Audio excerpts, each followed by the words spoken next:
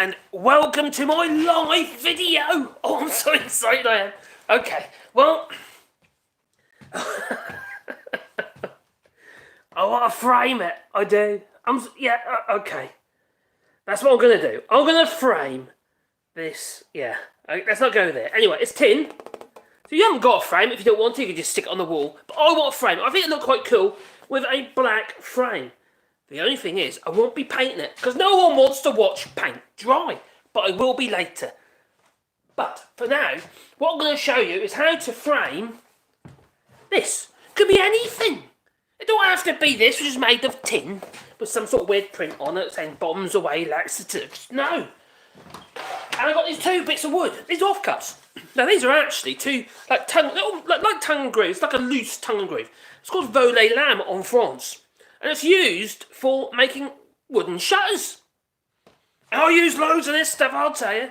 Although recently it's gone up in price by around 50%. Actually, about 60% now. It's gone up even more. So my customers are not that happy, no. Anyway, so it's a tongue groove board. But it's offcuts, so why not use that, just a simple pine, northern pine, to frame that. Sorry. Oh, hello, kick out. Oh, that was quick. Hello, Gingers. Hey, Diddlin. Well. Oh, yeah, really? You just watched 4 of my videos? Oh, dear. Anyway, so what I'm going to do is I'm going to create some framing sections with that and that.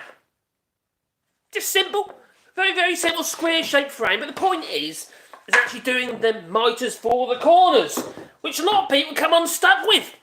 Now, I'm going to be using the food tools, obviously, because I can. But there are easier ways you can do it, or do the joints, what have you, without a whole load of tools, machines and stuff. You can use one of those. It's called a saw, you know. Cut your leg off if you're not careful. If it's sharp, that is. Anyway, so you can use a mitre box, which is literally like, well, you can buy plenty of them on, from your local DIY with a 45 and a 90 degree in it, and literally you just put your wood up against the fence and you cut it at 45 degrees. Yes, the cut is not going to be particularly smooth, but you can clean that up with just sandpaper and a block. Will do the job. But what I'm going to be using is my rage alarm saw, which is over there, that thing with the orange bits on, and also the thing next to it, which has got the blue bits on, and that's a guillotine. Oh, it's more of a trimmer guillotine. It's not as beefy as what they use in the picture framers. If you've ever been to a picture framers, it quite frankly costs a flippin' fortune to get a picture framed these days. That costs you about 60, 70 quid to get that framed. Or euros, I mean, en France. It's nuts. Now, I'm not going to have a backboard in it, because I don't think there's any need, because it's metal. It's not floppy. Well, sort of floppy, but, you can fan yourself out, I suppose, but you wouldn't want to do that at the moment, because it's too flipping cold. So I've got my wood burner going. I've got my little electric fan heater here as well, just in case I get a bit chilly. Because it is rather late. It's en France. It's about 9 o'clock at the moment in France. En France. And, so, I'm going to get to it. I'm going to get jiggy with it. First of all, we've got to create our sections. Now, I've already checked that these are going to be long enough. This is going to make 2 sections. One for the top, one for the bottom. Yep. Makes sense, eh? It's just about thick enough. I think that's about, the finished width there is about 90mm. So I reckon I can get away with around 40mm thick sections. So I'm going to make what we call a box frame. So the frame, instead of it being like a big flat frame that way, it's going to be that way. Yeah, and eventually it will be painted black. Well, not that, because that's glue, but black paint. That's what I'm going to do. But not today, because no one wants to watch paint dry. It's bad enough watching me. That's what I do now. Yeah. Every time I look in the mirror, oh my God, you put more weight on. Oh God, you're going to die. I really do. I think that is going to be another New Year's resolution. But first of all, we're going to come over here and use this table saw to chop these bits of wood into size. But before I do that, I want to see what you're saying. Oh, hello, P.E. Dulles. Bonsoir, all, yes. So, good evening. Gender, hello. Oh, talk about your workshop. Well, okay. With the missus. Oh, you're going to build a cabin. Oh, okay. In the garden. Blimey, he's talking in French. God, my little cogs had to turn then. Now, although I do know quite a bit of French, I really struggle speaking that. Oh, God. My mouth don't move right. It's bad enough with English. You probably noticed. Anyway. Like Kit Kat was saying, she can't believe she just watched 4 of my videos and now I'm live on my other channel. I don't know if you watch 4 of my videos as in the or other channel, or you're talking about this channel. I don't know. So I've actually just been recording loads of videos for my woodworking channel, making various bits and pieces and stuff, which I'm going to edit into very fast and snappy videos. I hope. Oh. Thank you, Gingers. So apparently, watching me is much more fascinating than watching paint dry. I don't know about that. I don't know if I can confirm that one. No. I'm not back actually. I'll be absolutely honest with you. I'm actually quite nervous in front of the camera.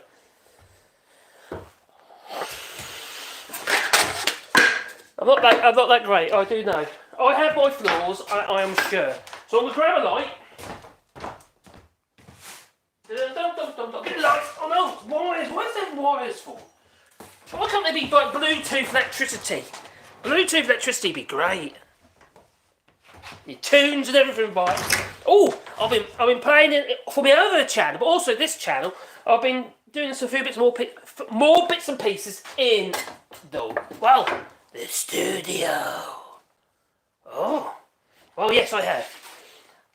I've managed to sort out I've managed to sort out the sound system in there as well now, so I can do my sound effects.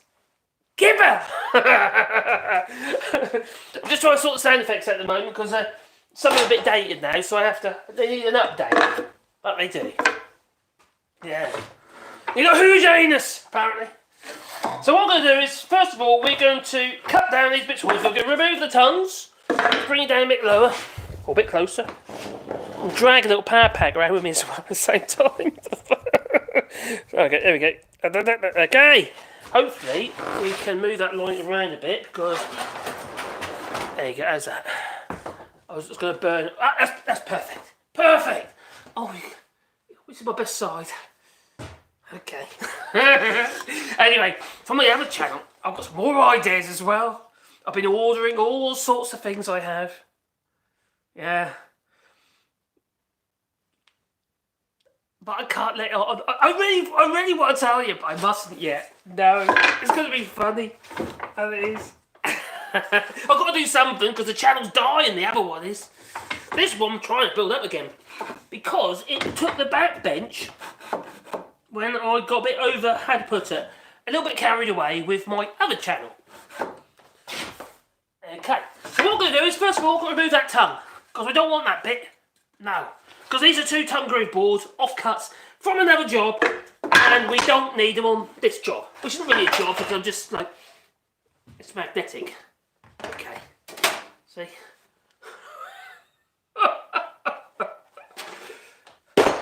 Now that was unintentional. But you probably already know that.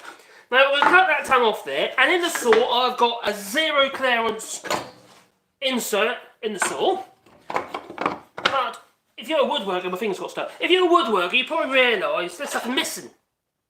The riving knife. Yeah, there should be a bit of metal coming out back here, which is a little bit narrower than the width of the cut of the blade. And the idea behind that is that it prevents the back of the piece of timber pinching the back of the blade. Well, I've removed that. Now, I've done it for one reason, and one reason is that the riving knife, it comes with a saw, and the guard is rubbish. What I mean rubbish, it's just not really usable. It doesn't allow you to do blind cutting, which means you can't cut a rebate, which we're going to do in a minute on this saw.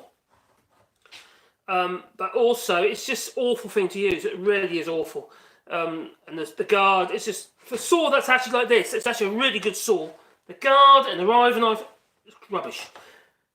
But what I want to do, I've got some riving knives I can, which are like a little bit of metal. It's like a little tape with a bit of metal, like so. And it sits behind the blade. I just need to find a way how to mount it to the rise and fall mechanism of the saw itself. But that's another story. But I will do it. Just not yet. I had to remove it as it was. Because it was no good to me. And saws never used to have riving knives on anyway. No. A lot of the Americans, it's actually a legal requirement now in America. But they didn't used to have a riving knife. Or a splitter. No. Now, even in France it used to be the same. Many saws, basically you make your cut, you pass a bit of wood through the saw, and you create the cut, and you use wedges. So you have your little mallet, and you'll drive a wedge. You have a big bit of wood, which is most likely a piece of timber that's going to pinch on the blade, and you drive your wedges until you go to help push the wood away from the sides of the blade, and that's the job of the riving knife. Otherwise, because the blade lifts at the back and pushes down at the front, what can happen is, as you push a bit of wood through, it can lift it at the back and then ride over the top of the blade and then fire it at you. Not a good idea, and it has happened to me before. But I've got different techniques I do now because I'm nervous of that. One is I never stand in line with my blade because I don't want anything that's coming off that blade hitting me. So I tend to stand to one side like so. That's what I do. Always use a push stick, one or the. I've got loads of various types of push sticks, but that's what I always use. Just move this out of the way, so we'll leave that there. So it's getting in the way, isn't it?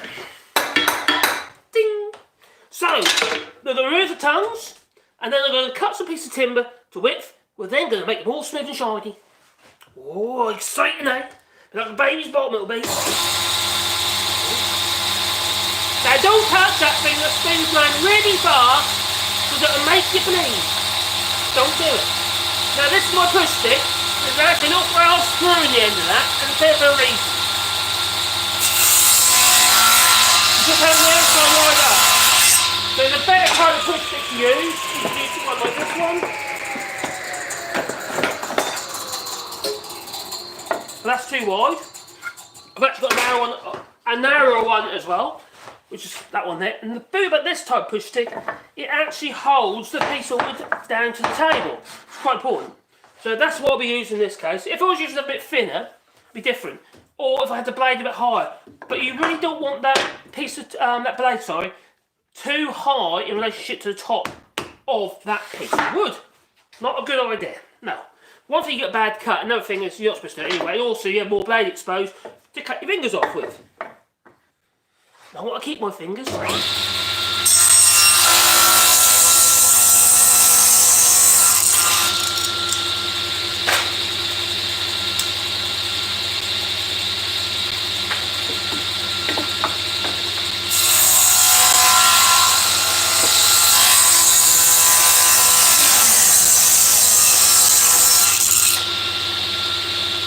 Ooh. Now, the nice thing about using something like that is that it doesn't just allow you to push the bit of wood through, but the friction of this on the piece of wood you are pushing through, the nice thing about it is you can actually push it, you can influence it towards your fence, which is what this is. And just prevents it from like hovering towards the blade. Whereas if you're using an ordinary push stick, if you're not careful, let's say for instance you were pushing on this side of the piece of wood, in theory you could push the wood out against the blade. Ideally, if you are going to be using one like this, or even like this one, you want to keep it a little bit left of centre as you push it through the past the blade. But because I'm dropping things now, but because I'm using this, you can actually influence it anyway. Next thing is I can measure this now from there to there because there's no fixed width. I'm not hard and fast. I'm not saying I'm going to have a 35mm, 40mm, 45mm. No. I'm going to use whatever material I've got because it doesn't matter. No, not for the job I'm using that for. No. So I'm just going to get a rule. Not a rule that my father would tell me. No, He doesn't like that. I used to say ruler. No, it's not a ruler, boy. It's a rule. So I've got a rule. And I'm going to measure across here to give me an idea of how much material I've got, which is about 78mm. Call this in old money. You know what I'm on about. Right, so yeah, 78mm. Well, I'm going to go, let's start with half the 70, which would be 35mm. And I can go, say, 35mm. I'm going to go about 38mm, and that'll give you enough meat. That's plenty wide enough. So I'm going to measure 38mm to the inside edge of the blade here. This way there. And I'm quite happy with that. So it's not hard and fast, it's not critical. I'm going to use a push stick to push that one through. One.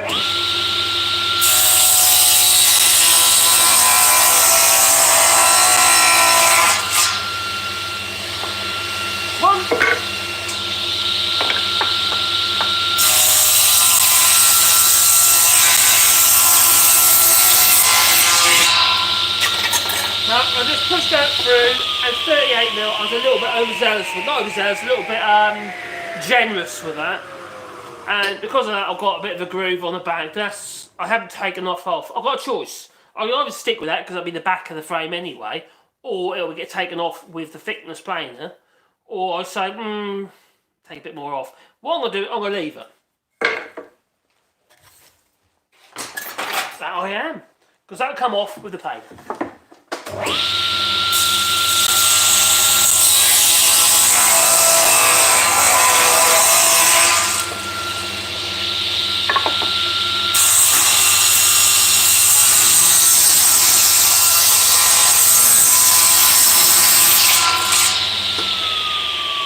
Now, if you can see what I'm doing here, because I put a screw in the end of my push stick, it allows me to do that if I want. It's a little trick for you. The only thing is that one's got a steel screw in it, which isn't such a great idea, whereas that one's got a brass screw at the end of it, which is a better idea, because you don't damage your blade. No. So now we've got 4 bits of wood, which is going to be the 2 sides and top and bottom of the frame. Anyway, let's see what you guys are saying. Oh, that's so exciting.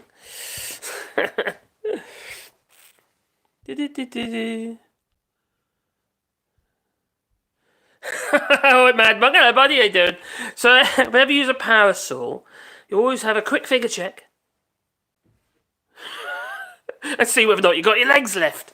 Yeah, that's usually a good plan. Hello, Jasper Diddlin.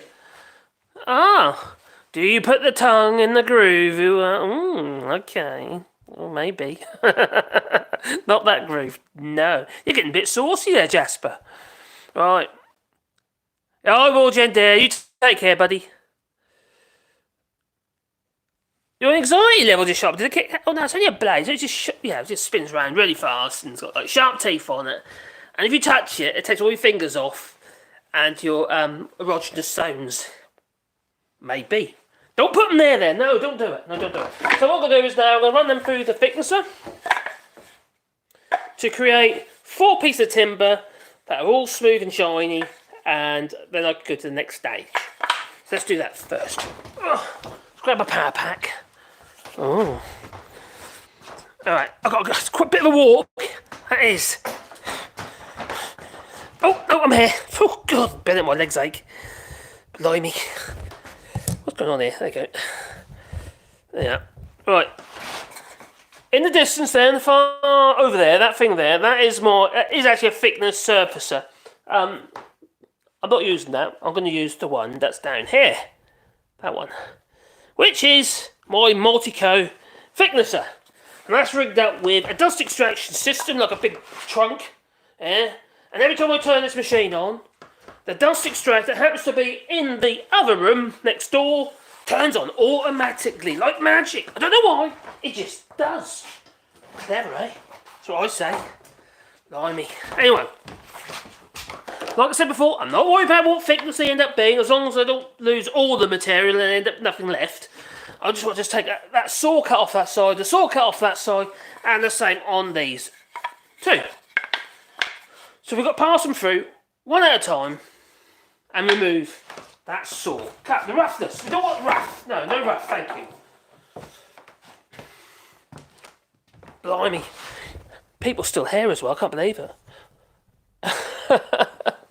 Don't forget to click like. Please, click like. Okay, so I've got to set the height. Like I say, it's not critical. I'm just going to use that as the guide. And I'm going to bring it down a bit closer in a minute, actually, as well. Ooh. Have a bit closer. Let's bring it down here.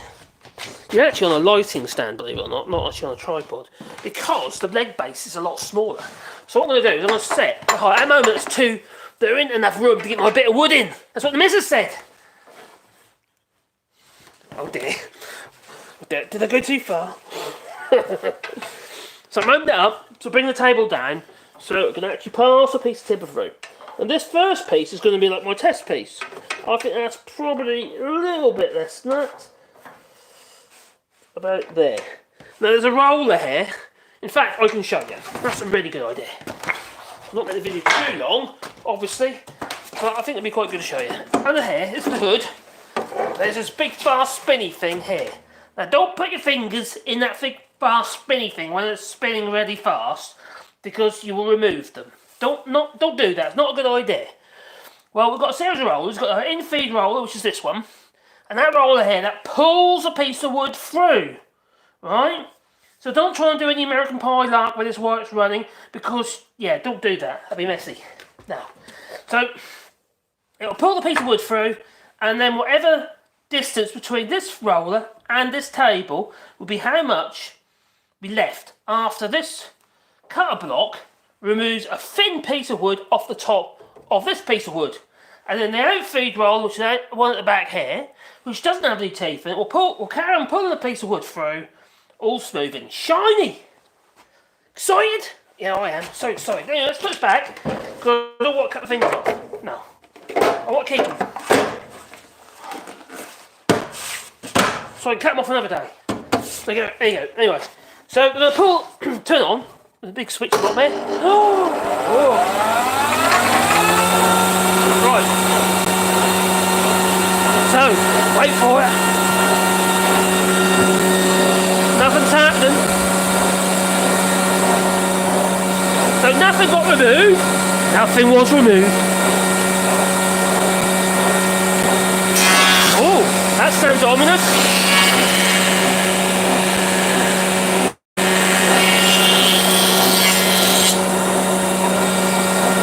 Come on, you man, a little bit more.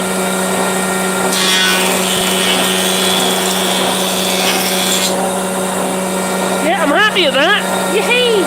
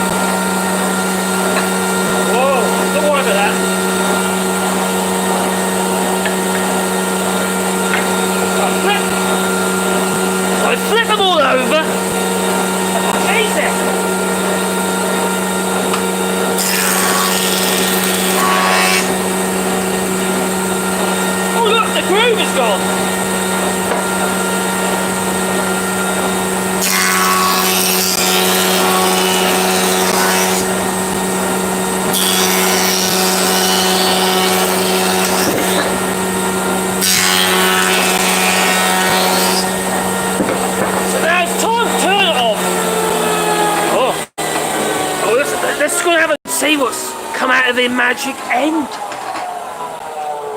Bits of wood. Hopefully they're all smooth and shiny. Blimey.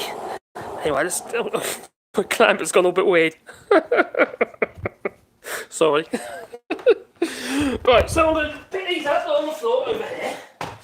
That's all we need to do with that machine. So we've now got 4 bits of wood, all planed. I don't need to do the width because they're already done.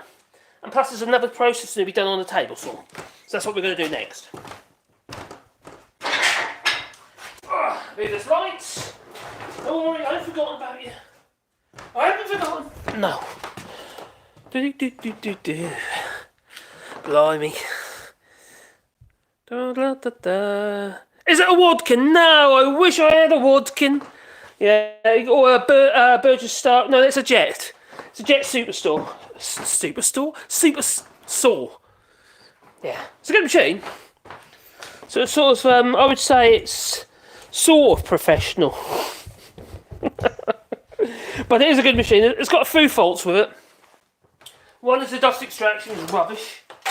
So I cut the bottom of the machine out so the dust can fall through the bottom of the machine and then get sucked up by the dust extraction, which is kitted at the back here. Behind. Goes under the floor. You can see that. And then to the dust extractor, which does work quite well actually, to be fair. But I had to literally cut the bottom of the machine out because there was this grid thing with like loads of holes in it. All it did is, if you're doing a rip cut, you get long shavings, almost like bits like that, so to speak. And because you get these long sort of like long shavings of sawdust, it just sits over top of the holes and it clogs up constantly. Terrible, terrible design. Why they did that, I do not know. Another thing that's really bad about design about this machine is that the rise and fall of the blade is, well, it's done by a toothed belt, like a timing belt you have on a car. And they always break because the mechanism in here gets gummed up with tar from the wood. And then it jams up and then the belt breaks. At the moment, I've got a ratchet handle attached, but I can't afford to change the saw. Although I do have some plans. Plans. Basically, a friend of mine who's also got the same saw. What he's done is done a chain drive, like a bicycle chain, but it's called a micro chain. So he's got it, that works perfectly. I have to admit, it's really good. So that's what I need to do on this saw. He's given me all the stuff I need to do. I just haven't got around to do it. So much stuff to do with it. That's all these videos. You know where it is. So anyway, I'm going to now cut my rebate. And that's the reason why there's no riving knife on this saw and why there's no guard on this saw. Now, I'm going to create a rebate, which is basically a right hand... Well, I'll tell you what. I'm going to draw you a picture. Come over to my whiteboard. Oh, here's my Wally Bar whiteboard. Isn't that cool? Anyway. Sorry. Wobbly about a bit. Anyway, so bring it up here. That's my whiteboard. And here's a dry white pen. Now, what we've got to do, we've got to create this sort of arrangement here, right? We've got 4 corners, each at 45 degrees, and they have to be pretty much spot on. Because let's say, for instance, this one was at 45.01, and so was that one, and so was that one. Well, you're going to have an accumulative error at your last joint, so you have to correct that. And that's one of the reasons why I'll be using my guillotine. Alright, but before I get that far, I have to do a thing called a rebate. Or a rabbit, if you're in America. So, basically, at the moment, we've got a piece of wood. If you look at the end grain of that piece of wood, it's like that. Oh, it's a piece of wood, and it's square. Oh, isn't that exciting? Oh, okay. Right, so what I'm going to do is, excuse me. I get a little bit high sometimes, sorry. Not that sort of high, no, I don't do drugs. Anyway, so we've got this piece of wood here, and we've got to remove a chunk of that. That's got to go. To create a piece of wood, sort of a bit like that. So our picture can sit in there like that. Yeah. A bit sort of like that, yeah.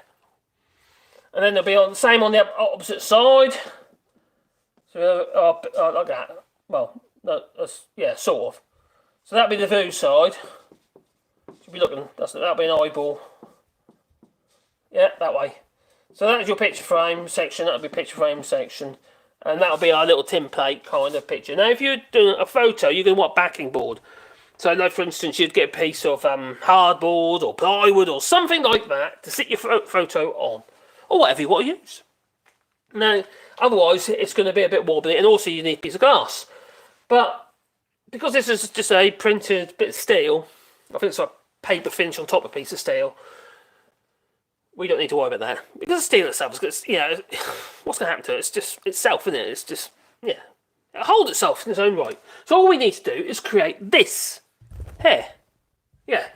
4 corners with 45 degrees and our picture in the middle. Bombs away laxatives and all that. Okay. What do Where do you get them from? Right, anyway, so that's what we're going to do. We're going to create that section. That's the next thing we're going to do is create that. Yeah. So over to the table saw we go again. Oh, back to the table saw. So that's the table saw. There you go. And we're going to create that rebate. Alright, so I'm looking at this piece of wood and I'm thinking to myself, well, it makes sense to remove the rebate from the face that has the most knots. In that case, it's that one. Now, I want a fairly deep looking frame, so I don't want the rebate to be too deep, but I don't want it to be too shallow, so when you put it in the wall, the actual back of the picture's like touching the wall. Because then you can make the picture frame can be stuck, you know, end up being like forced away from the wall. So I want it to be a little way out. So first of all, I need to create the rebate. It's going to create the colour of the actual picture itself. Yet again, I don't want to be covering it too much because I don't really want to lose all this line. So I might lose its effect. I think. I'm guessing. Yeah, I reckon it will. So 5 mil. Yeah, I'm going to go 5 mil. About 5 mil will be enough. Yes, I'm winging it. Yes, it doesn't really matter. Not for this. Obviously, if you have a specific plan, well, stick to it. Yeah, don't wing it. Create your own set of instructions, things that you have to do. Sounds like a bit like my sex life. What's that? I don't know. What did I say? I can't remember. Right. Anyway, so if that's going to be there, I am going to. Yeah, that's 5 mil. I might do the same in the opposite direction. And that way it will simplify my rebate. Now I have got a little gadget that I think I showed in a previous video briefly. But this thing is cool. Digital colour measure. Oh, exciting, eh? Well, I don't use it nowhere near enough, and I bought it when I was doing a lot of window frames because precision was very, very important. Now, this is a great thing. This is basically all I have to do is I have to zero it first, bring to my top there like so. I then turn it on first, obviously. Well, I would if the battery had run out. I used it the other day and then the batteries run out. I think LR44s and everything.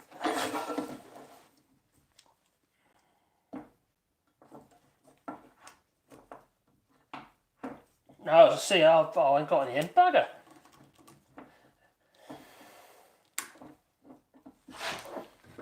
Well, anyway, the batteries run. But basically, what you do with this, that was a bit of a cock up, wasn't it? So what you do with this is you effectively you zero it to your top, and then as you bring it up to the top of your blade, so you got your blade into the centre of its of its radius, circumference, sorry, and then you can then take your measurement off here. So wherever you put that to whatever the blade is set at. It's a really good thing.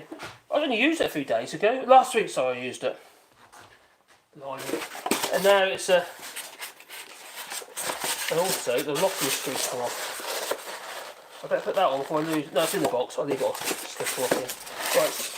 So that needs a new battery. Damn. It's probably because it's cold. Actually, it might be the freezing weather. Batteries don't like the cold. No. So I've got 5 mil that way, and it should be. No, it was more than 5 mil that way. La la la la la.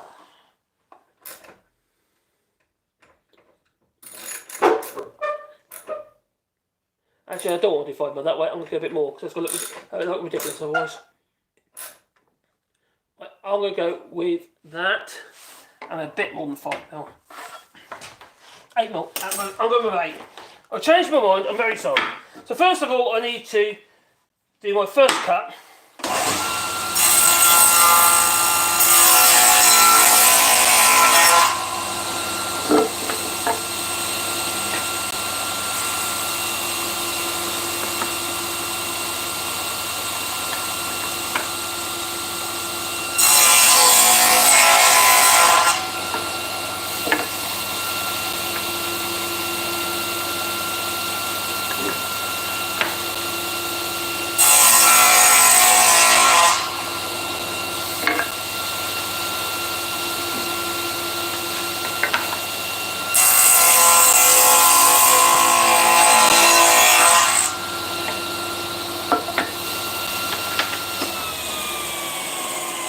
done my first cut, my little rebate. I'm going to offer it up to the actual picture itself, see if I'm happy with it first. Make sure there's enough distance covering it. Yeah, that'll do.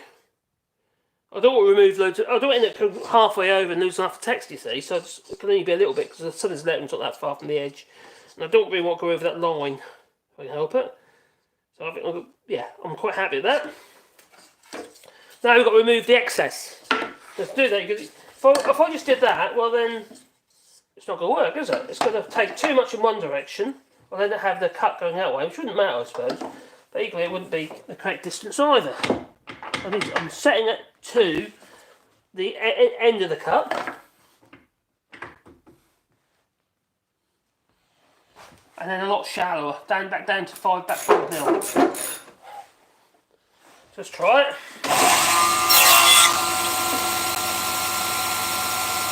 A little bit deeper.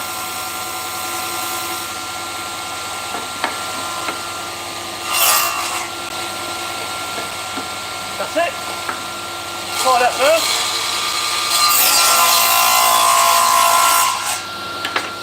Get a bit of wood flying it there. That's why I never stand in line with the blade, or the end to hurt you. So then we have a rebate which will sit over the edge of the picture like so. And that's what I want a box frame, so like a heavy sort of box frame. And that'll be in black eventually.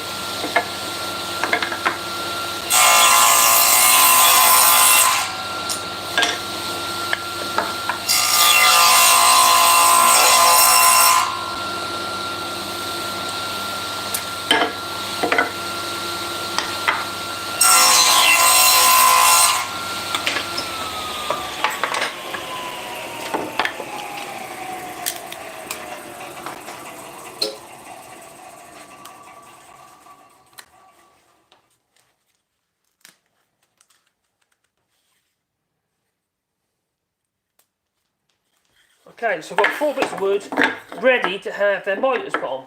So I'm going to take this back to the bench. Did I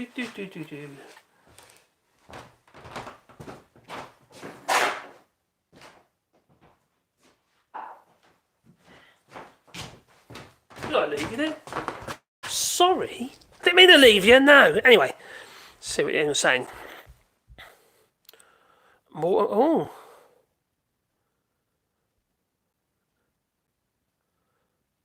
Use a mortar saw. I have actually got a mortar saw, but I don't use it. I've got a compound mortar saw. It's actually a Axminster machine, so it's not a top quality one. It's a Chinese import, but it's actually a really good bit of kit, really, to be fair to it. But also, since I got my domino dowler, I had no need for it. No, the Festool domino dowler is it's brilliant. Really is a good bit of kit. Now, it's had the copyright on the old Festool dowler for 3 years now. Needless to say, because it's their copyright. But they've also, it's coming to an end. 2024, I believe. So we might see some different versions of the domino dowler machine come onto the market when the copyright runs out. Yeah, the licensing. Might be down on I don't have to, whether it be under licensing, I don't know. It's a really good bit of kit. It's over there in a box. See that box over? It's that white box with a green thing on it, green handle. Oh, it's my domino. It's brilliant. I do like my domino. It's actually not just saves me time, it's earned me money, so it's even better. Get rid of that. Knot. Move that knot. There you go. That'll do. Look, we've got 4 bits of wood, 2 top pieces, and 2 verticals. And then say we need a miter. So effectively, it's 8 miters. Well, 4 miters, but 8 45s. What have I done with the picture? What's it? So we want to basically frame that. Oh, I say that. You can't see all the way up there, sorry. I'm just going to put this heat off a bit because my wood burning's dying back now. I don't really want to put more wood up there at the moment. I'll tell you what, I'm going to bring you down a bit, so I can then bring you up a bit. So if we do live stuff, it's a bit more complicated. There you go. So we want to frame that just like that, effectively. So it'd be 45, 45, 45s. And 2 45s make a 90. Ooh, I did math. Hope you're impressed. Right. So there are they're a bit oversized at the moment, but they won't be. Now what I'm going to do is effectively just do that. Oh wow. Just like that. Yeah. Here's what I prepared earlier. Right, I'm going to use the mitre to give you an idea. This is a combination mitre, like an engineer's mitre, or square, whatever you like to call it. And you have to work out whereabouts your angles are going to be, where they're going to be set from. Now, what you do is when you do this, you don't actually mark from the outside edges. You mark from the inside the rebate.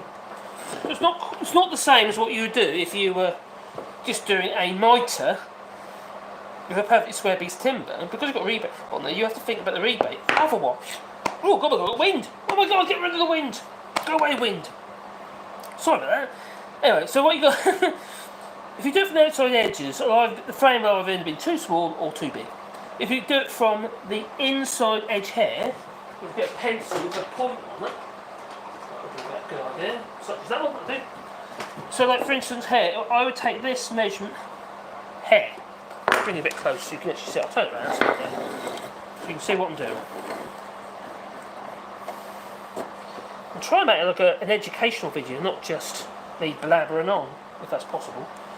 Right, so the measurements I'm going to be taking one off here, which is the edge of the actual piece of the actual picture itself. One there, and one there, and that's the mark I'm going to be going by when I cut the mitres. I'm not going to go off that edge, and I'm not going to go off that edge, because if I do, it's either going to be too long or too short. So I'll do the same on the opposite side up here. Now you have to make sure you've got enough room to do this as well. You don't want to do your measurement like so and find that you haven't allowed enough space to get your 45. So I'll just double check that with the 45. Make sure that it has got enough room. Which it has, so that's good. So we've got the 45 there. Now these have to be all the same length. So I'm going to cut this one first. I'm not going to cut that one yet. No. Because if I do that, that one could then, if I mark that one and go to the marks on that one, it might end up being slightly longer. I'll say that one. Right, so again, it'll either end up being slightly longer or shorter. So what you do is you do one first, which should be this one, and then you pair it with that one. So whatever this one ends up at, that has to be the same. Otherwise, your 45, 45, 45, 45 is not going to pan out for you. It'll end up being wrong. So we're going to go over to the mitre saw, which happens to be over here. I'll say not mitre saw, it's actually a radial arm saw. But I'm going to use it to cut the mitres. And I mentioned this before, I don't move the saw. This particular saw will move to 45 one way or 45 the other way. But I always have it set to 90 degrees. When you start moving this about, all of a sudden it goes out of true. And I want to keep it at 90 degrees, because that's most of the cuts. So what I do is I use a jig to do my 45s. Might sound a bit silly, but it's not. No. It makes a huge amount of sense when you start working it. But if that's all you've got, if you've got like a mitre box or a pad mitre box, or even a manual one, where you put your saw in, well then you have to do what you work with what you got. I've done it. We all have. I've only collected all my tools over a period of time. So when I cut these, my cut is going to be intersect the end of that mark, not on this side or that side, but on the rebate. That is the plan.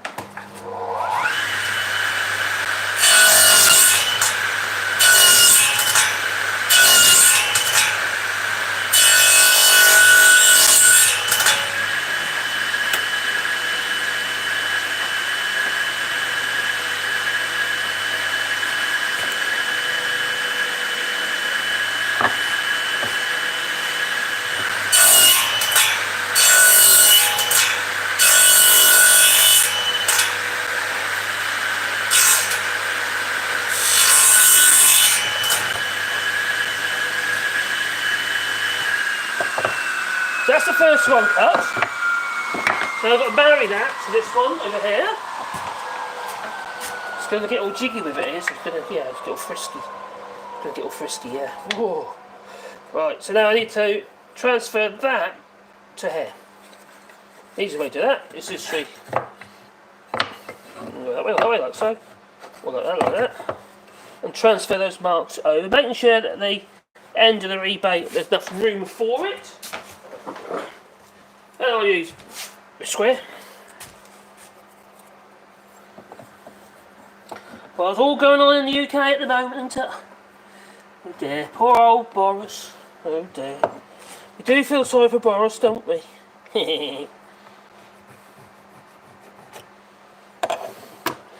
I think we're all lambs for slaughter. Maybe not me, because I'm in France. With that big experiment.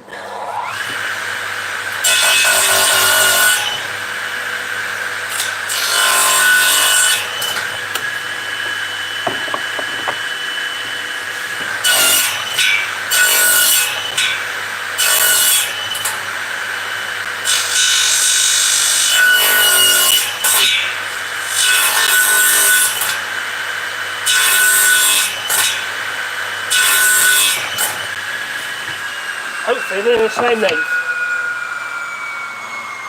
Fraction more off that one.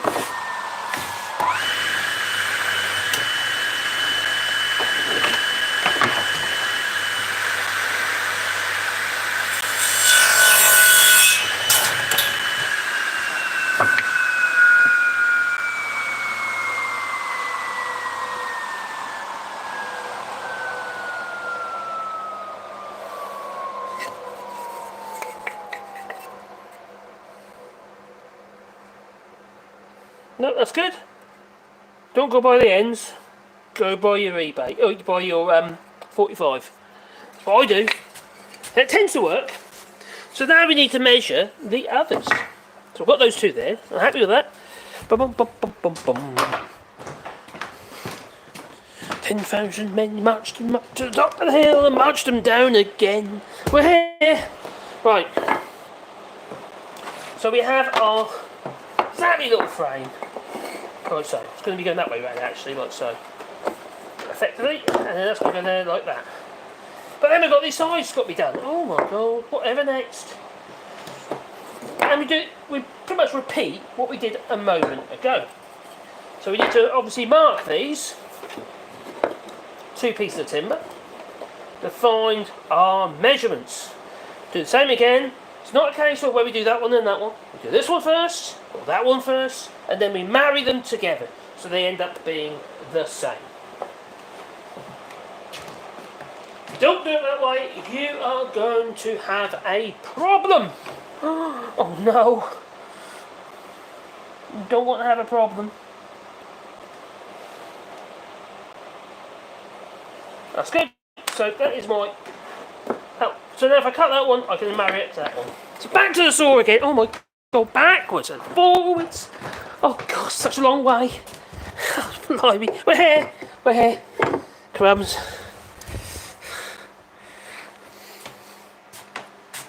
It does work though. It's a good little system. So do this one first. Cut a bit off the end first.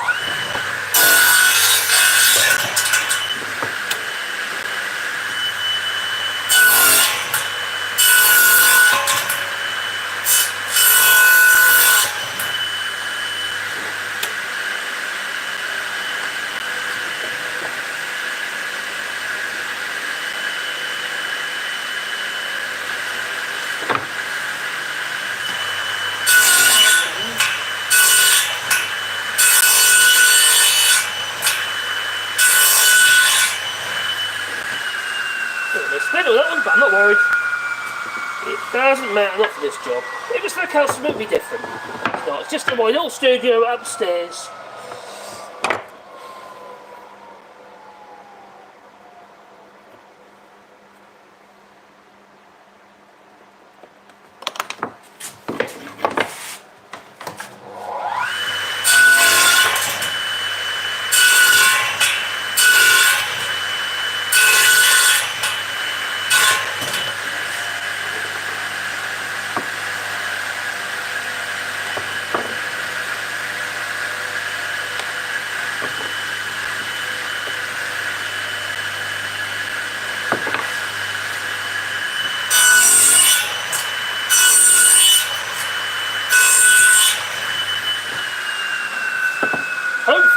same length.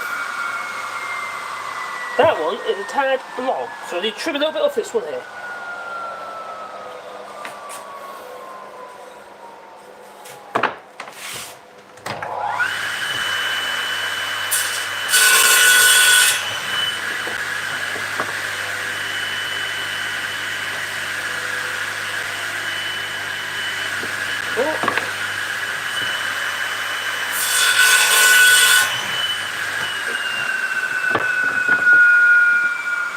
Right, so now we've got 4 bits of wood, that's 2 of them, and I am here. Oh, I'm not like the Headless Horseman, no, I'm dropping my power pack.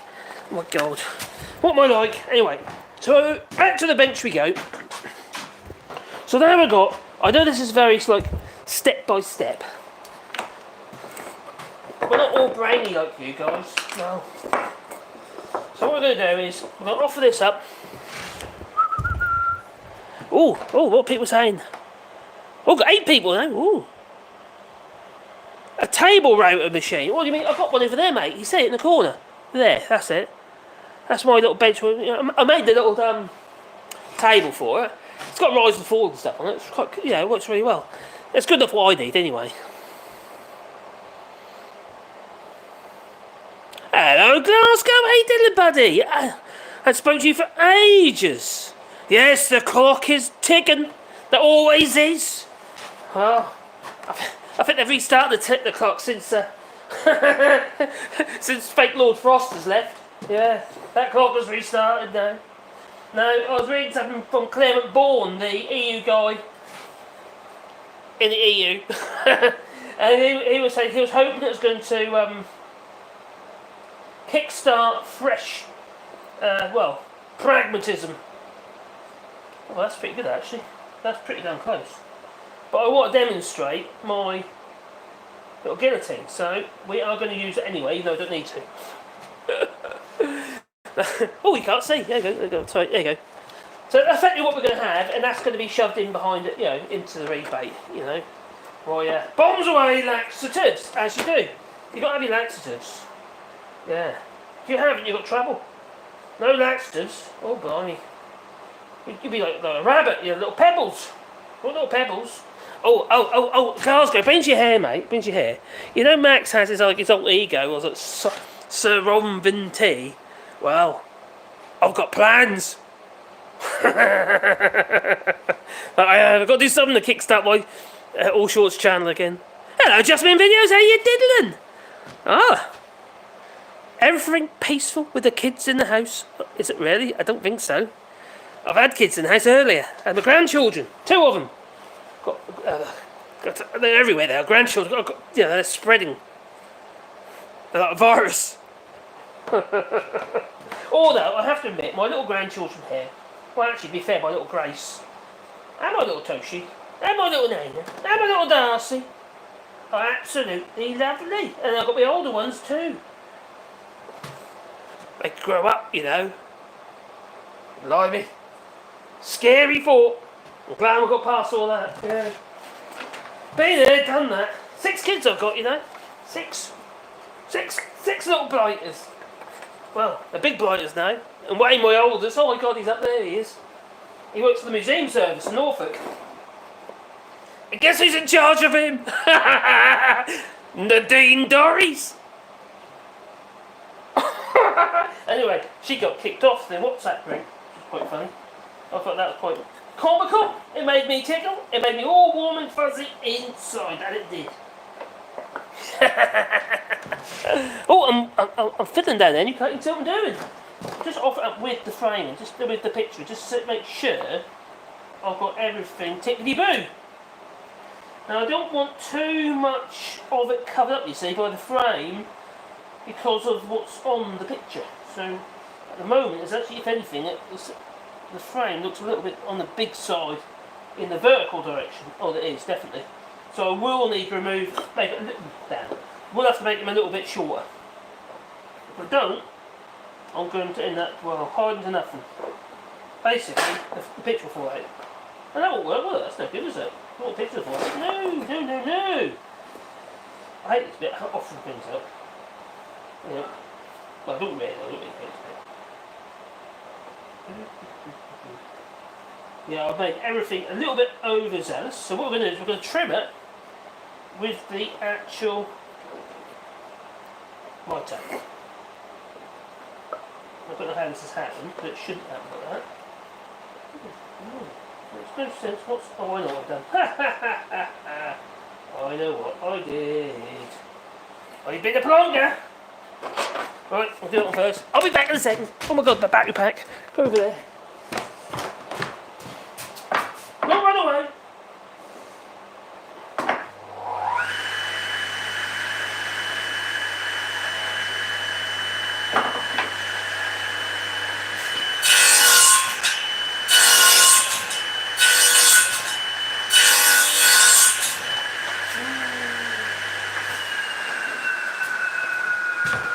Double check that. I made a booby, I did. Always happens when you do something live, doesn't it? You make boobies. Oh, that's better. No, that's bad one. Don't know how we managed to do that one. No. Don't go away, hold me on. 2 seconds.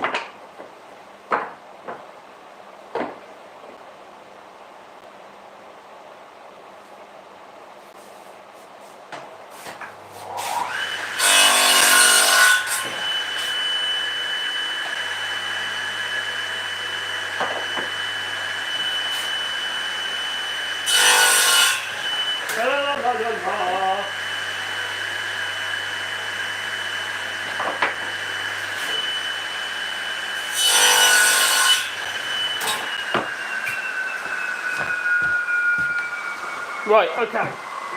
Trim those to the correct length. So far. I now do the same. I've made a stupid mistake. Easy done, but at least it was in the right direction. Effectively, they were too long instead of being too short. Which obviously being too short, like me, isn't quite, well, isn't so helpful, is it? No. Right, so at the moment that also needs a little bit off that one. How on earth did I make that mistake? Miles out. Blimey, I'm losing the plot, I am.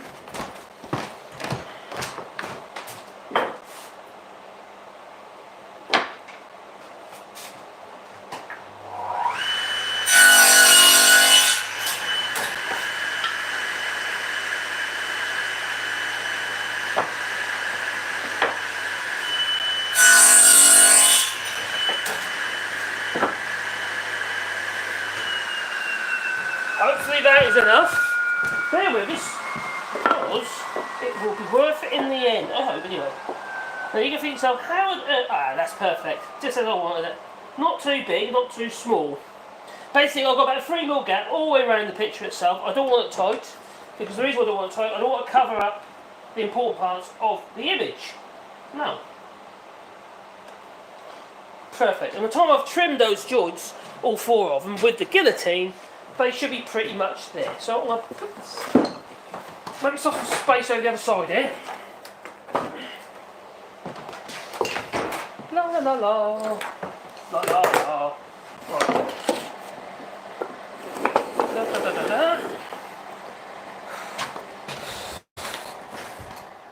I don't know what's going on with my other channel. Yesterday, my views on my videos did really well. Today, they're poor again. I don't know whether I'm coming or going. Hey, I'm getting used to it now, though. Oh, it's 11 people here. Ooh, who we got? Dum dum dum dum dum. Who would have guessed that the thing to save me from COVID was alcoholism? Oh, yeah, how you doing, mate? How you feeling today? Because obviously you were a bit grotty the other day because you got COVID. Have you been drinking loads of vodka? You've been cleansing yourself? You've been in a bath? Drinking loads of gin? You know it's an old wives' tale, don't you? Oh dear. Oh boy, mate. As long as you're feeling a lot better, mate, that's what matters. I hope you're okay, mate. Now, just me in videos, they were arriving a few videos back. Wasn't sure if they were still staying with you. Oh, sorry, I don't. They were arriving a few videos back. I'm not sure what that means. Sorry. Oh, my bat! How come my battery's run out? I've got the thing plugged in. What? Oh, it's not charging. Why is that? I was doing. Oh, it is now. Oh, bad connection on the cable. I think we're back in business. Yeah, it's charging now. Oh god, that wasn't very good, was it? Crumbs. Have to keep an eye on that. Alright, so... Oh, what we got going on? You run out of French brandy. Do you know what? You've got to try and get an all-day bottle of French brandy in France. You've got to buy cognac. Well, cognac anyway. I can't find proper brandy here. Not I look to, I can get my cognac.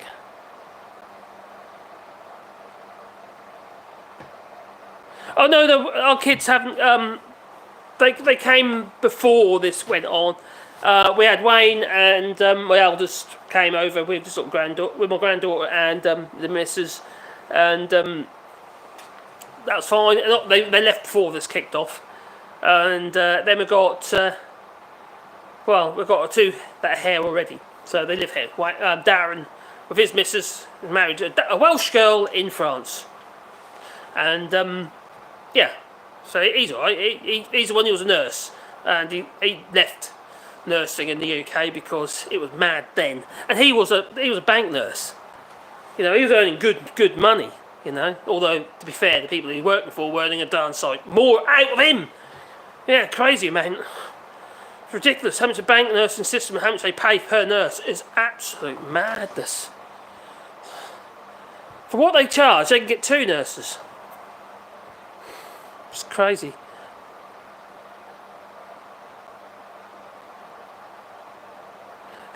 Yeah, Jess, she's been living here pretty much most of her life. Well, she had most of her life. So she does have a bit of a French twang, and her French is obviously perfect. She's been through the French schooling system here.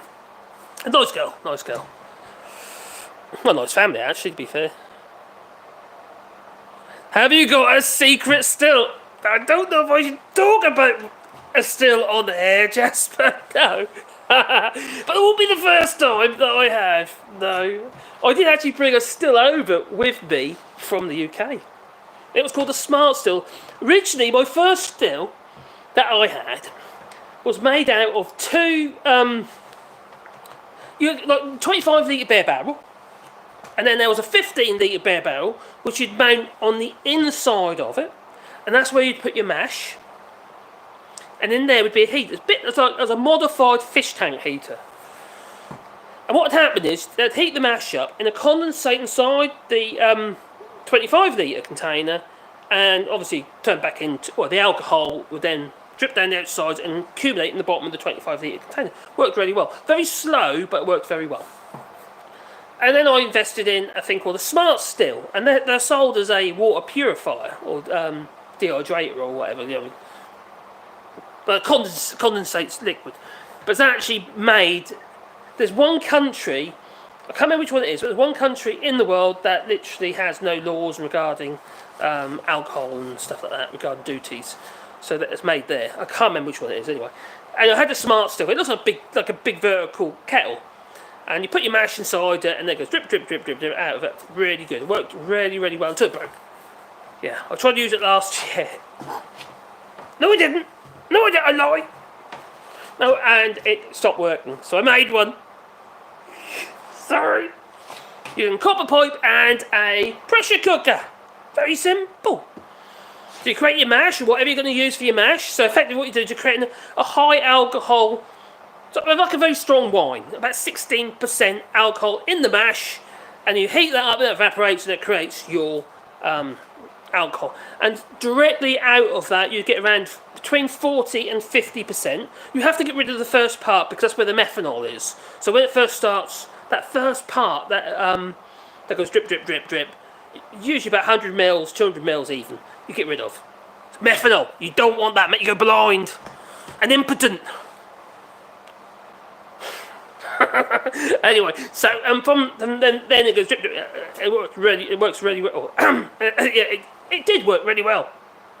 Yeah. So yeah, it's a very simple thing, and all that is a copper pipe effect. We're coming off a pressure cooker. Simple. That's all you need. Ideally, though, what works even better, which I found out afterwards when what I originally had was a plastic container where the coil's inside, and I put ice in this plastic container with the coil in, but literally it'd boil the water, melt all the ice and boil the water.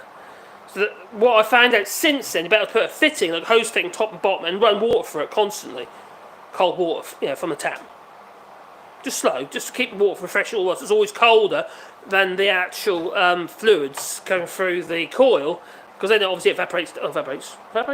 Then condenses back down to alcohol much faster. So anyway, don't do it. No, not meant to.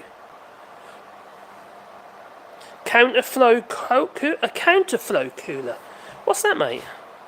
Is that an actual brand or something? Or? Radio risk. I can't pronounce that. Sorry.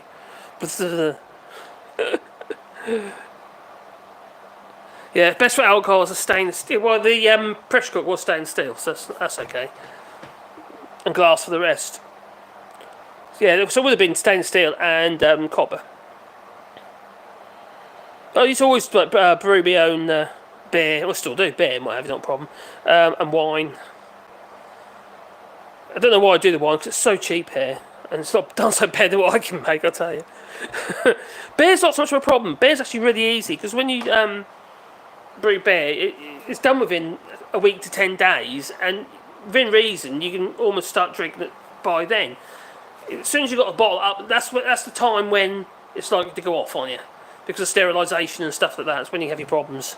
Now we we bought loads and loads of Fisher. Now if you know the beer Fisher, we use that because it has the little spring tops on them, and you reuse the bottles. Ideal for it. But what I found even better was just water bottles or like fizzy drink bottles, because if it expands at all, if it carries on gassing because you haven't stopped it properly, it just expands in the bottle, and you can see that, and you just loosen the top and it lets the gas off, and it's okay. But otherwise they explode. Oh dear. Why am I talking about alcohol anyway? Who started? I thought it was you, Jasper, you troublemaker, you. Blimey. Oh dear. Rum is what you need. I do like rum actually. They do 50% rum here, which is rather than just a white rum. It's great for mixers. Goes a long way. Hello, Peter. How you doing, buddy? I'm Patrick.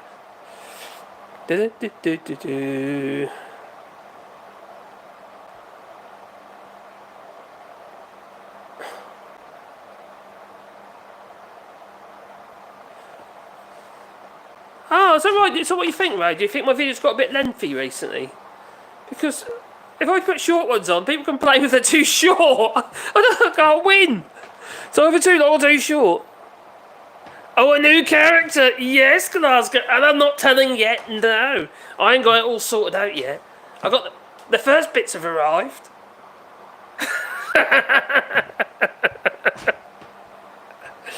Well, I was thinking about some sort of alter ego type thing. A bit like Sir Ron Venti, but a bit saucier. Exactly. Maybe. Jasper, you're teetotal, are you, mate? Good idea, I'll tell you. Blimey. Anyway, I've got to be making this frame. Oh my god, I better do that, better I? Crikey. I digress. Anyway, I'm going to be using... There we go again. Blimey. Oh. Keeps falling off. Anyway, we're plugged in again. Oh, that's good. We're plugged in. Alright, let's get this sorted out because I keep wobbling the phone about. Anyway, there's a gadget behind me, and it's a guillotine. That thing there. Now, I was going to buy one, then my dad died, and so I inherited it instead. So, it was quite fortunate in some ways. Here's a Brickster, sorry! No. It caused problems, to say the least. So, this thing here, anyway, it's a mitre trimmer, not really a guillotine. If you think about the guillotines they have in picture frames, a big old thing, foot operated or hydraulic, and they pretty much just cut straight through whatever you put through them. They are awesome bits of kit, and very expensive. This is a trimmer.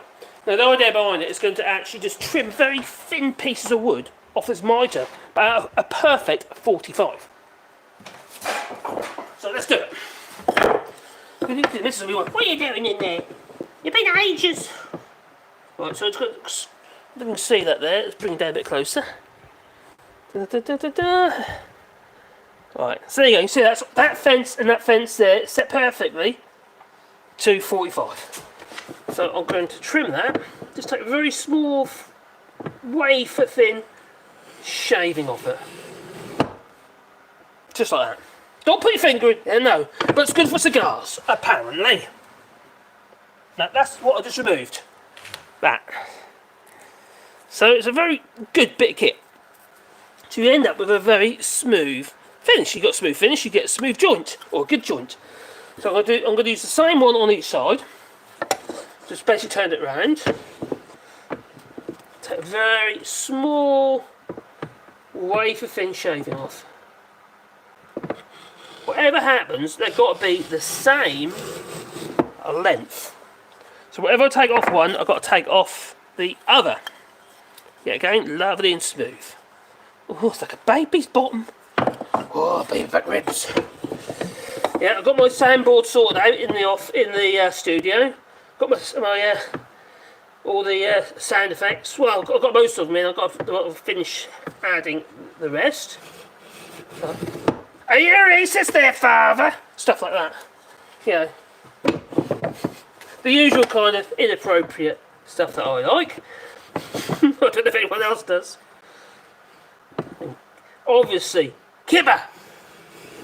There you go. So, hopefully, they are spot on now. So what I'll do that to then just check that they line up perfectly well. They do. So they're the same length, and we've got 45s, nice and smooth and shiny on each end. You probably can't see it properly there, but they are. That's not a saw cut. If you look at that, that is a saw cut. It's a bit rougher. Can't really tell. It's dull, so it's rough. That one's, if you look, it's a little bit darker, so it's not. So we'll do the same with this one.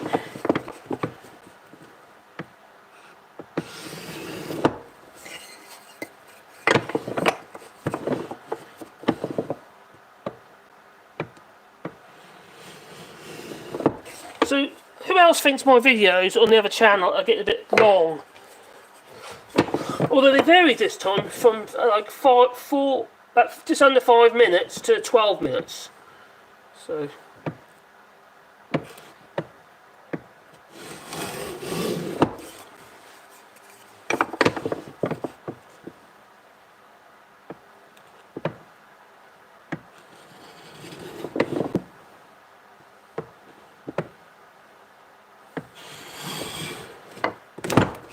I had somebody unsubscribe yesterday, and they said, well, they reckon I censored what, because I meant, obviously I was talking about COVID and vaccinations and stuff, and he thought I'd deleted his previous comment, so he unsubscribed, but I hadn't.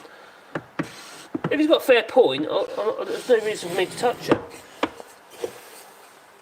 Everyone's entitled to an opinion, as long as it's not dangerous, obviously. Anyway, they're all cut. You're never going to keep everyone happy, I suppose. I know YouTube hates me. I've only got to look at the analytics. They don't suggest my videos anymore for some reason. Not to what they used to, anyway. Right, so I've got 4 bits of wood here. Each should be the same size, and each will have 45s on each end. That's the plan. That was the plan. It still is. So now, we now need to, well, joint it together. There's various ways of doing that. One is we can put slips in, which I'll probably end up doing on here, but I usually glue the frame together first, and then put the slips in. Problem here is I'm making a video, and obviously it doesn't really give you the time to do all those other little tasks unless it's an edited video, which it's not. So I've got how I want it. It's not too tight. It's tight enough. And once I've got my bits of my staples in, that'll hold it in place. That'll be absolutely fine. So we've got 45, 45, 45. Now, various ways you can clamp this together. Now, we don't need this for them. All we need to think about now is how we're going to joint this together. And how we're going to joint it together, and so it remains, well, not gappy. We don't want it to be gappy.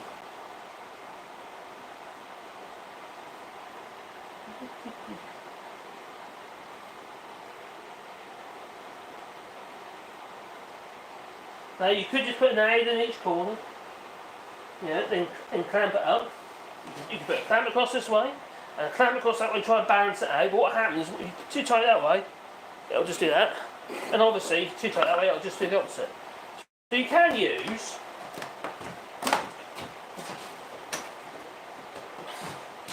something like that. Now, I've got 2 of these, ideally you want 4. There are some other ways you can do it as well, but if you clamp 2 corners, the rest of it is relatively easy, it all holds together. Right, so I can't show this completely finished because I've got to paint it, so it's going to be black. So I'll place them in there like so. These are quite good clamps, these ones are. And then you just, obviously it needs gluing. If you look at that, you can see that there. I'll show you. This way. I'll bring it to you. That I will. If you look at that mic gauge and look at that motor, so it's not bad, is it? Not bad at all. I'm quite happy with that. So there should be 4 of those, there should be 4 corners. In total there's 8 45-degree cuts. If we do that one there, and do the same on the other side, now what I am going to do, which I can't show you yet because it's got to dry first before we can actually do it, is I'm going to frame that. When I finish framing this, once it's been painted and what have you, I'm actually going to run this through the saw again over here. So think of it as being a square frame, all glued together, and a few, maybe some pins in the corner just to hold it together. But then I'm going to use my jig. And if you know me, I like my jigs. Here's one I prepared earlier, all Blue Peter style and all that. So this is a jig. Now this jig here, I made for putting slots in corners. And the idea is it runs it runs parallel with the blade over here, and the blade gets set at the right depth. And if I grab 2 of these pieces of timber, if you can imagine this picture frame placed together like so, glued together, already done, and maybe it's got a couple of pins in there, but not in the middle, and then that I then clamp onto there like so, and then run that over the saw blade. And the idea is, where that slot is there, it would create a slot in there. Yeah? And then I can glue in a slip.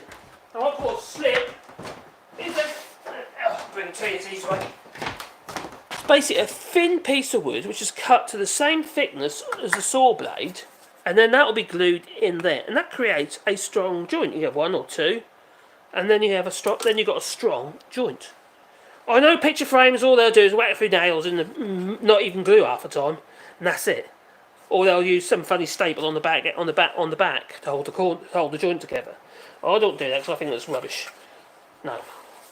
But what we're going to do, I can't do that, but I can't show you that bit because obviously this stage has to dry first. So what we're going to do is we're going to glue the picture frame up with 2 clamps, what have you. Got 2 of these ones. I've got 4 actually. I haven't got 2 for some reason.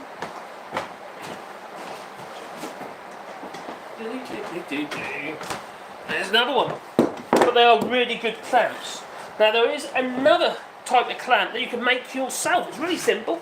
All you need is a piece of board cut at a right angle, and then what you do is you have 2 little recesses in it which you put a clamp on each 45 degree.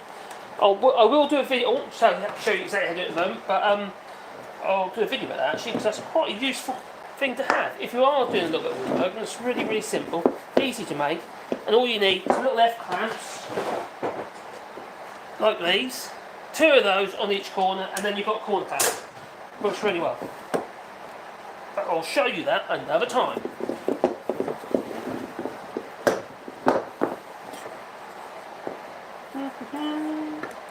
Right, so when I get my glue together. Now, I've never mentioned this stuff before. I usually use stuff called Kaskerbot wood glue, which is a powdered resin wood glue, and there's some powdered resin wood glue there, and it's urea formaldehyde.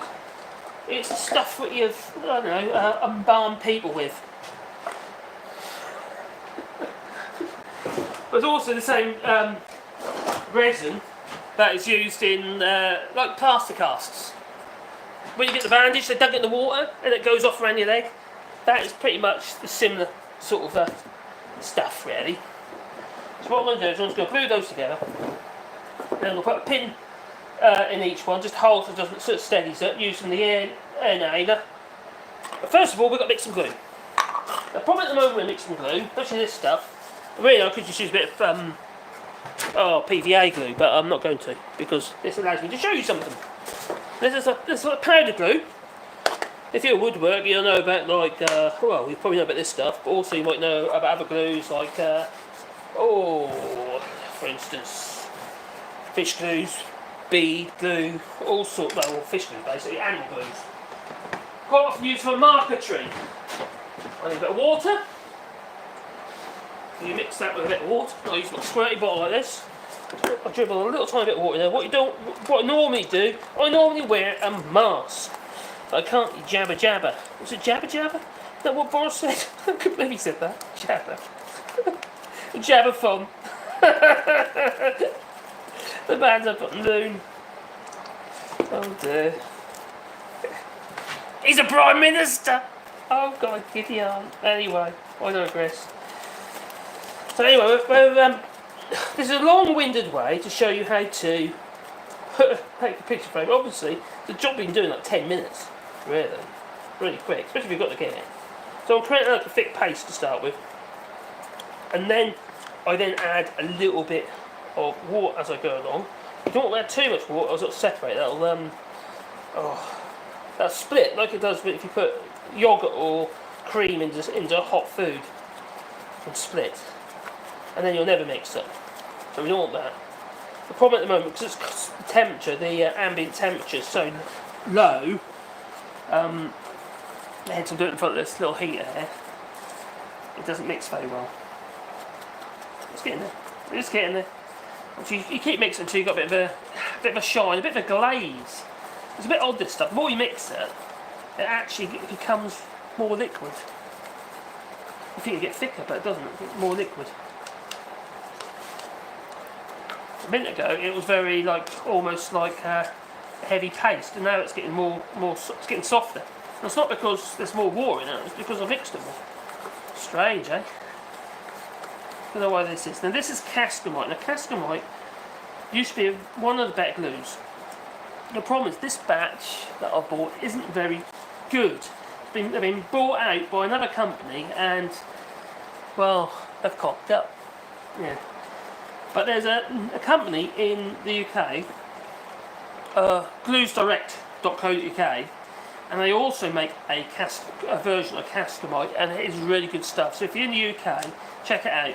Gluesdirect.co.uk. They also do samples. They can send you samples if you like, and it's far better than Kaskerbot.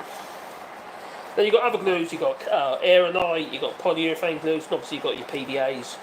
Yeah, like your Gorilla glues and all that sort of stuff as well. So now it's got more of a, you can see, it sort of has a bit of a shine that reflects the light.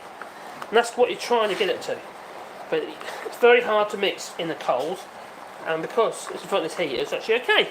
It's doing alright. So now I'm going to just crack a bit on each joint. And it seems a bit odd because I'm going to actually put a physical joint in once the frame is actually dry, which is sounds a bit strange, but I want to be able to have it so the actual slip I put in becomes a design feature. It's going to be a black frame, and then I'll have the little lines in it, so you can see the actual joint from the slips that I'll be putting in using that jig I showed you a few moments ago. I made too much glue, but so what?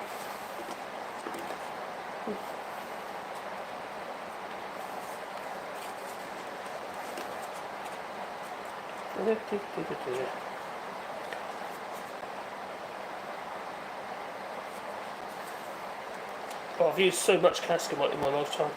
I buy it by the sack. I actually buy 25 kilos of powdered resin wood glue at a time. That's what that sack is over there underneath the table saw. Just done that one there. That's glue. Doing what I do for a living. Believe you me, it's not YouTube. YouTube's not really my living. No. I like it to be. But it's just, they keep moving the goalposts for me for some reason. And one minute you think you're doing okay, and next minute you feel like, oh god, like the rug's been pulled out from underneath it. It's actually really demoralising. The problem is, I suppose doing what I do regarding the other channel, it's so well catered for already, with likes of Phil Morehouse and Max and whatever, and various others. YouTube hasn't really got to show my videos, to be honest. And you know, I'm a little bit controversial as well at times. I don't think they like what I say. I'll just say it as I say it.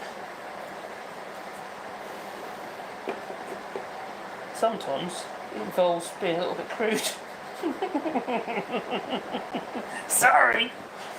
So, anyway, how are we doing on there anyway? I have to check every so often because I remember before it used to freeze on me. Oh, got 14 people watching. Hello, 14 people watching. Who we got here now? Look. Gingers. Ooh. 48. Wow. Well, actually, talking about United States and what have you, that's a federal system, isn't it? But for us, is a republic. Well, one of our, I won't say a friend, somebody that we know, just flew in from the UK back to France. And they had to do all the usual bits and pieces regarding the paperwork and what have you. But because they got a card to ensure they live here, they're actually okay people, actually. And the information they got was that they had to self-isolate from the time they landed for 2 days. Then they get their test, and they wait for on the third day. Let's wait for the results from their test, and then they're freedom. But no, the gendarmes turned up at their house and told them they've got to stay self-isolate for 10 days from the time that they arrived. So that's what they've got to do, because it's what's been ruled by the local mairie. A local rule overrid the federal rule, from the actual government, from Macron. So you've got to be a little bit careful. You got all these weird stuff. Sash clamps. You can see sash clamps. They're there. I've got a variety there. We've got the wooden ones, which is basically a piece of wood, and then you've got your clamp heads and the foot, and then you've got the other ones, the bar clamps, which are there, and then we've got T-clamps, two big ass powerful things. These are. You don't want to catch your gajib. Oh no! Don't put that in there. No, because that hurt. In there, they'll crush them. No, those two there. They are powerful sash clamps. And then there's a big old version of that as well. 2 of them, which I can't even put them into that. But it's in the other workshop. I've got a big huge versions of that. I've got 4 of them, of those ones, and they just crush anything. They do. They're brilliant. So if you make a dodgy joint, believe you me, it will go together. Nothing's going to stop it. No. It's not that you just fill it. Oh dear. I was seeing all of the US I wanted to see and several. Yeah, I don't think Graham Hughes hasn't gone to the US recently, has he? You're loud. No, I've never been to the United States. I'd love to go, but can't afford it, to be honest. Embalming food, yeah. But Jasper, it's a for me formaldehyde. Urea formaldehyde glue. Yeah. Simple stuff, but it works really, really well and it's waterproof. And the nice thing about urea formaldehyde glues is when they go off, they're rock hard. It's really rock hard. Now, the reason why that's a good thing, it's not good for all jobs, no. But if you're doing joint work, let's say, for instance, you've got with a slack joint. If you've got plenty of glue in there, and it all oozes out like you would do normally, that space around that slack joint gets filled with glue, but the glue is hard. So it's not like PVA, which is soft. That's what we're doing. So I thought PVA was just soft. It means which the glue, the actual joint can still move about. If it's a slack joint, it shouldn't be that slack anyway, obviously. But if you're using your Kaskerbot, because it's rock hard, it can't move. It's solid in the hole anyway. I'm not trying to encourage people to create slack joints or anything slack for that matter. No, make your joints fit if you can. But if you do have a problem, or you've done like, I don't know, let's say for instance you've done 4 joints, and only one of them slack for instance, well then you'll have to live with it. If you've got Kaskerbot wood glue, you've still got a strong joint. Good stuff. I like it anyway, I use it a lot. It's more of a palaver, more of a faff than just PVA, that old white wood glue, but it does a very, very good job. I'm going to glue these two together. Oh, the good idea to put them in the right way around. Any cleaning up on the mouldings and stuff like that, like for instance take the arises off, will be done afterwards. Don't have to, do it now if you want. But things I haven't done it, we'll do it afterwards. It's called Woodworker's License, I just made that up. That's quite good. Okay. I've got my 4 hammer.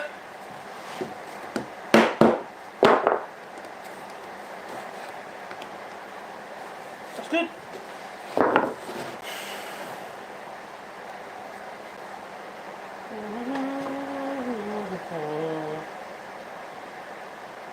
That's cool. So now I've got those two. So these don't slide. Now I'm going to get a nailer, just 18 gauge nailer. Don't get anything too big for that. And maybe not those nails because they're huge. Not heavy, but they're just a bit long. That'll do. Maybe a bit longer.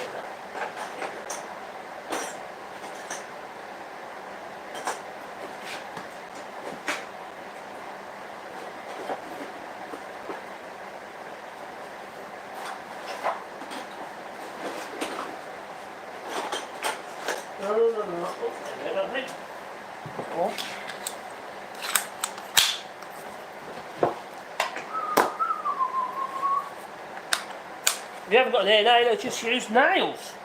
Or screws if you really want to.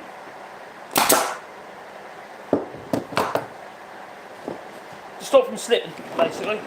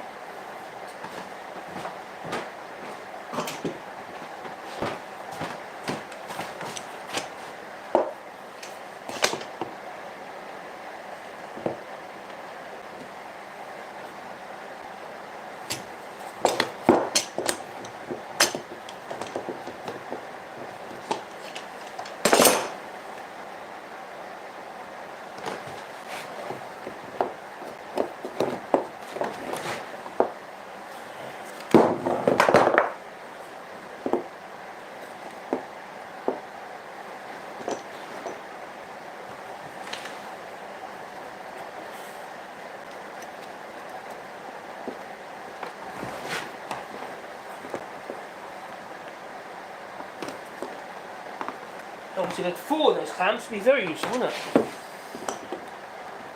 I haven't. I don't know why I've only got 2. Why don't you buy 2? You always want 4. It's silly, isn't it?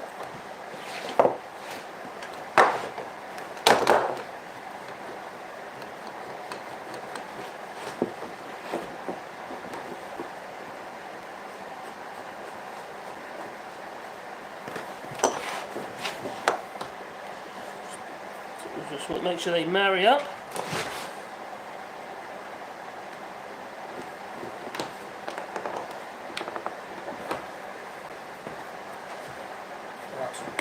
Right.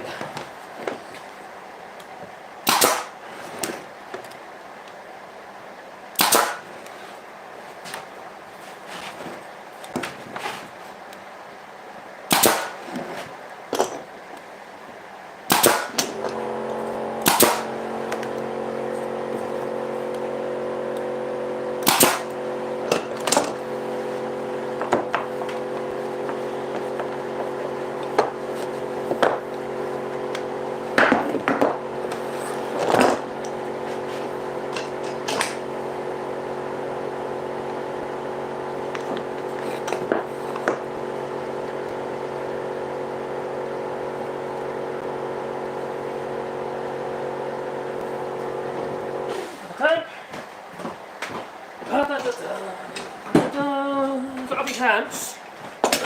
Oh, you can't see what I'm doing. Oh my god, what I'm doing. There you go. Blimey. Idiot. What an idiot I am. Anyway.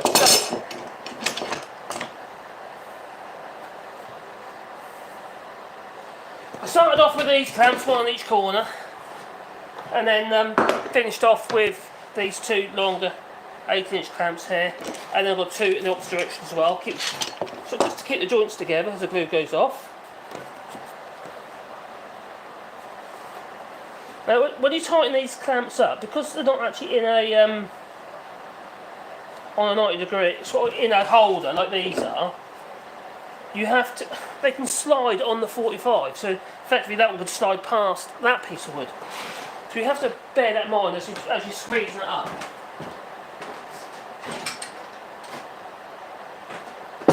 Shoot one of these. There's a clamp on there. I'm missing a clamp. Use one of these instead. That'll do the job. That's doing it. That's squeezing it up nicely here. So the glue itself will actually hold this frame together quite happily. A little bit higher.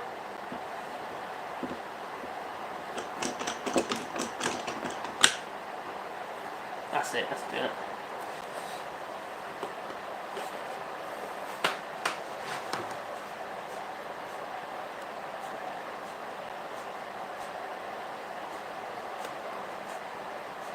You mustn't over squeeze the joints. If you do, what happens, it'll pop.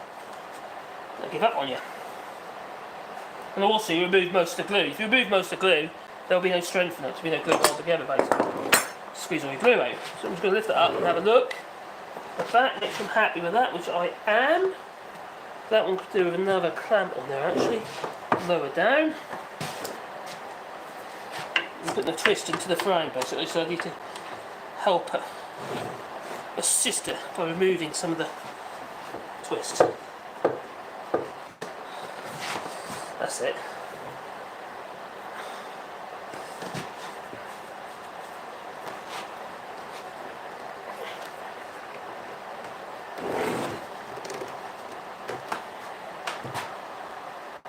That's it, good, that's good. So, although you can't actually see the finished art at the moment, I might post a picture in a post once it's done. But if you can see, that's basically a picture frame. Yeah. Bombs away. Laxatives. So that's going to be planned. Anyway, that is my picture frame. I can't do much else with it at the moment because it's got to dry. Yeah. Silly, isn't it? That's what happens will do. Now, I think it's getting late, isn't it? Oh my god, it is. Well, it's not late. That's not too bad. Blimey. No, I ain't got a spray booth, Jasper. No, I wish I did, but I haven't. Not here. It's not the kind of work I generally do. Most of the stuff is quite organic, what I do. Like, for instance, I'll make things from rough old bits of timber and try to make them into something good. Other than that, we make a lot of shutters here. Although I haven't had... That's kind of dried up a bit recently. I've got one job I'm just finishing off. I had a couple of orders come in today, actually, to be fair. Or I had one come in and one I got to tender for, put Debbie in for. Which is a quote. In fact, Debbie, unfortunately. But, yeah, not as busy as I used to be before Brexit. So it was a bit of a killer, that was. But I used to make a lot. Clamp it down, you could clamp it down, but you can't because the clamp's in the way. I don't need to anyway, because that's fine. It's only a little old picture frame. But yeah, you are right. Normally you'd clamp down to your bench. If I'm doing like a tabletop, for instance, I'd use my sash clamps and actually clamp down to the sash clamps and use them for my. The clamps will be fixed to the bench, and then you clamp down to the clamps. Otherwise, what happens is you squeeze it up, it pops. It's not very helpful. Not as bad though if you're using a Festool domino dowler instead of a biscuit joiner or slips, loose tenons or loose tongues. Do you dress up as? No. This is there. Glasgow. What I got planned is worse than that. Yeah, believe you me, it is worse than dressing up as Santa.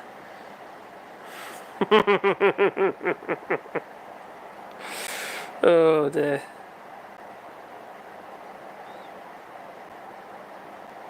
Yeah, no, I wouldn't use it on that. Yeah, I use my Festool machine if I'm using great for doing windows. If you want to knock up a quick window, the Domino Dowel is brilliant for that. Or general framing, larger stuff. But I've got the bigger one, it's the XL, so it's a bit big for that little old frame. Or you can put smaller bits in it, but it's not worth it for that, not for a picture frame. But I'll do a demonstration of that later, actually. I'll make something with it.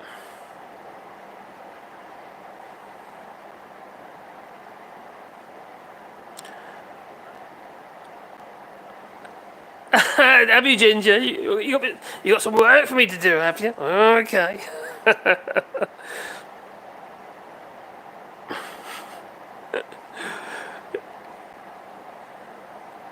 I'm quite a handy guy, actually. I can lend my hand to most stuff. I trained as an electrician as well years and years ago. I got 17th edition. In the UK, that is. I've done loads of plumbing work and stuff like that. Oh, I think I'm going all the way back now. Oh, crikey.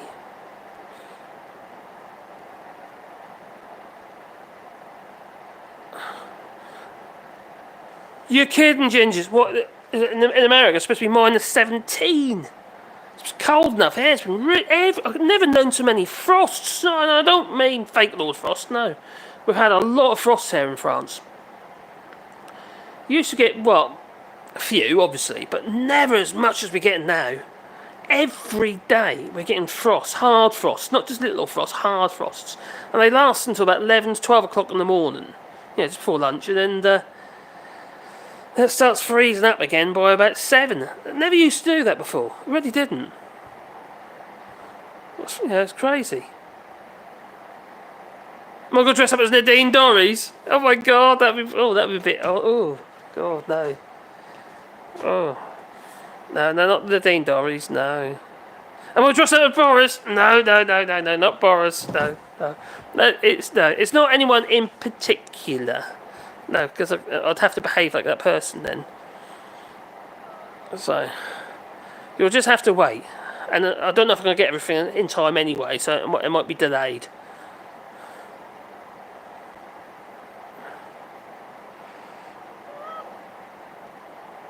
I'm just scanning through the messages in case I wonder what I'm doing with my finger. Anyway, I'll put a frame together, and I made that from a couple of bits of wood. And it's going to do the tricky trick. It's going to do the job. But I'll show you what else I made today. This is actually for a little Etsy sale. It needs a few more coats of lacquer. That is my lost star thermometer. It will be. It's got the thermometer that goes in there. It's over there. So the little thermometer bit goes into it, and that's little oak lost. It's got lost its star. What happened? Do you reckon? What does that resemble? Do you reckon? Anyway, it says that I made that. And there's other bits and pieces I've been making as well today. Crazy about tidying up, because when I was away on Ginger Island, the workshop got in a hell of a state. That was in a bit of a mess. So, don't know why. But it was. And I still need a lot to do to get in shape for videos, really. Either part of the problem is the lighting I've got in here, although it's all LED, it has a frequency and it tends to flicker a bit. So I have to watch my shutter speeds and stuff. I end up like a bit of a scrolling flicker, which isn't very good. What else did I make?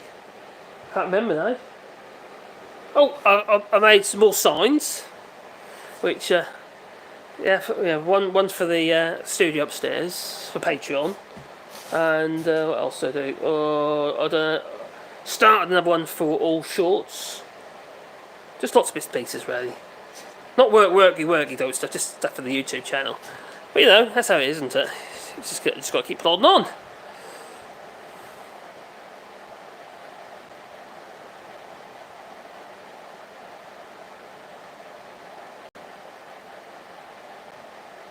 How about making smoker's incense? It's not a chocolate star. No, it's a EU star, the Lost Star, which is the UK. Fetish gear? I don't know, I might be going a little bit far there, Jasper. I'm not for a game of, not for a game of laugh. Not for a laugh, but crikey. Fetish? Are you trying to get me struck off YouTube? I'll leave that to the fake Lord Frost in his gimp suit. Part-time gimp.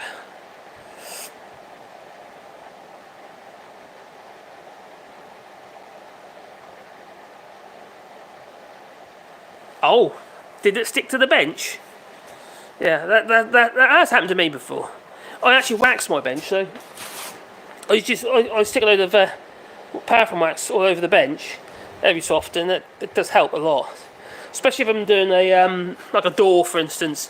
Whereas if you're clamping up mortise and tenon joints, you can have a lot of glue ooze out, and if they're in contact with the bench, it can stick to your bench. So I just literally just wax. I buy blocks of paraffin wax, which is literally used for doing preserves, like jams and what have you, to put the wax, little blob of wax on the top of the jams, to seal the jam.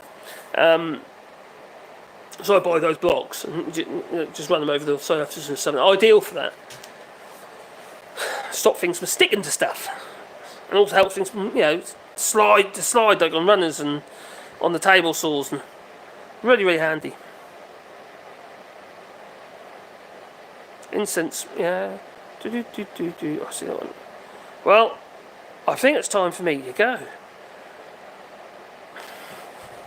It is. Anyway, like I say, I knocked the frame together. I'll post a picture of it once I've finished it. And that's going in the studio upstairs. And talking about studios upstairs, I am going to go up to my studio upstairs, because I've got some jobs to do up there, and it's getting late. What's the time? It's about 11:15 at the moment in France. So that'll be 10:15 over there, won't it? In the UK. But I've got some stuff I want to do. I need to finish off my soundboard and get the rest of my sounds in it.